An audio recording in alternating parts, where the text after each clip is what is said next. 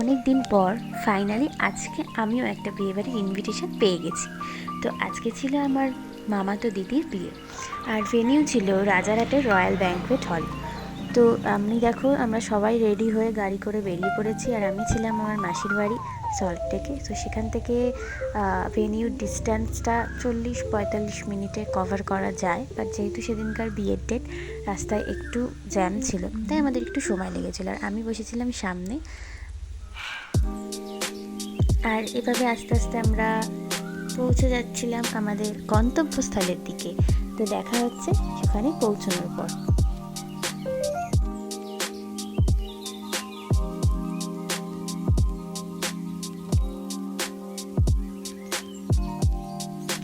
আর হ্যাঁ, এই দেখো আমি বিয়ে বাড়িতে পৌঁছে গেছি। আর সাজানোটা কিন্তু অসাধারণ ছিল, ডেকোরেশন ভীষণ ভালো। আর আস্তে আস্তে তোমরা দেখে নাও। আর এখানে হচ্ছে আমাদের নতুন জামাইবাবুর এন্ট্রি।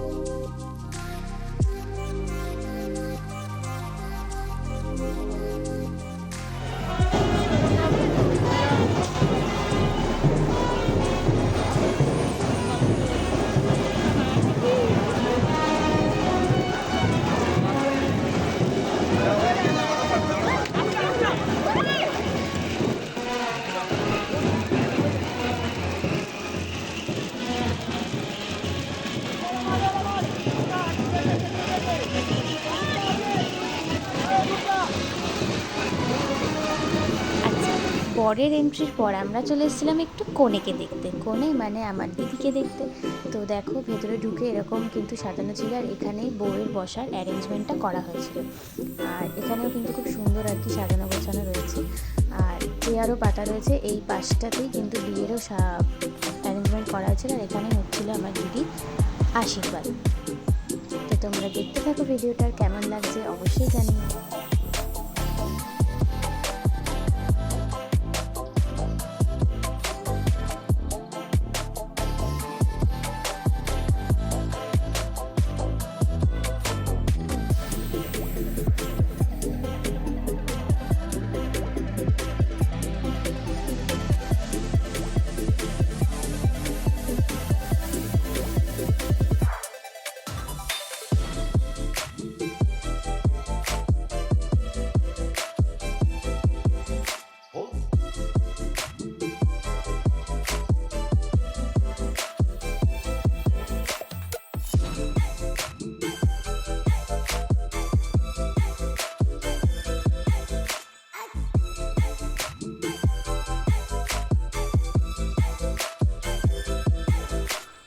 আচ্ছা, বউয়ের আশীর্বাদ দেখার পর আমরা কিন্তু চলে এসেছিলাম একটু স্টার্টার খেতে।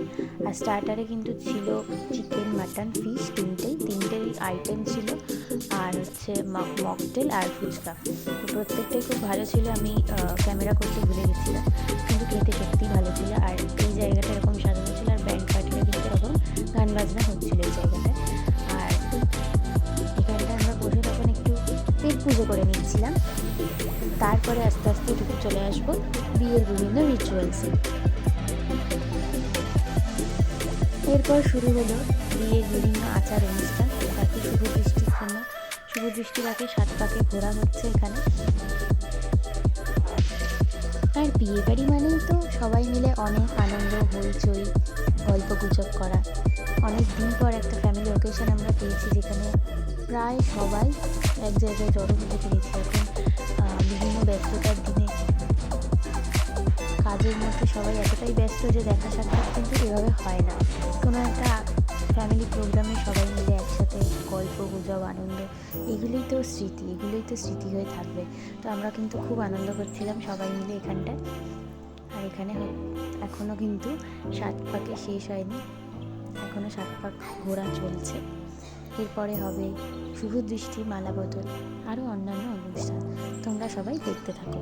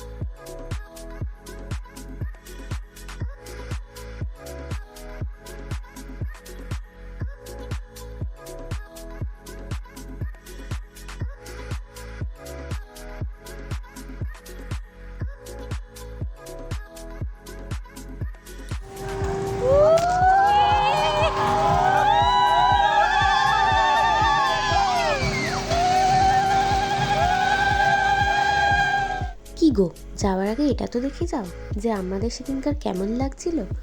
তো এখানে আমি কিন্তু কয়েকটা ফটো দিয়ে দিয়েছি, তোমরা অবশ্যই দেখো আর দেখে কেমন লাগছে আমাদের লুকটা অবশ্যই কমেন্ট করে জানিও। আর সেদিনকার আর সেরকম কোনো ভিডিও করা হয়নি, আনন্দের চোটে ক্যামেরা করতে আমি ভুলেই গেছিলাম। তো আস্তে আস্তে আমরা গুটি গুটি পাই কিন্তু বাড়ির দিকে রওনা দিলাম। আর পুরো ভিডিওটা তোমাদের কেমন লাগলো অবশ্যই কমেন্ট করে জানিও। দেখা হচ্ছে পরের ভিডিওতে।